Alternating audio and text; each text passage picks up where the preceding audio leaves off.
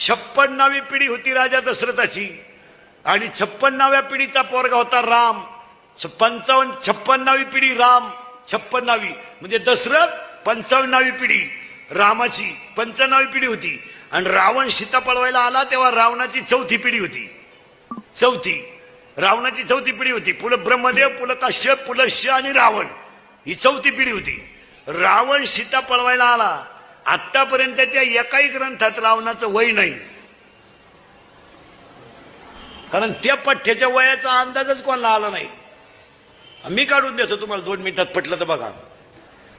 रावणाला बायका होत्या 80,000 ठोक. मग वर्षाला एक बायको धरा, किती झाले? 80,000.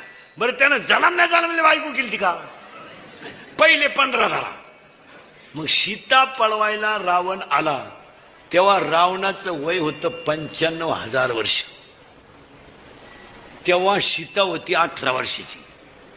आणि मग सरकारनं हीच नियम वाचला आणि पुरीचं वय 18 केलं. त्यांनी काही पारायण नाही केली पुढं.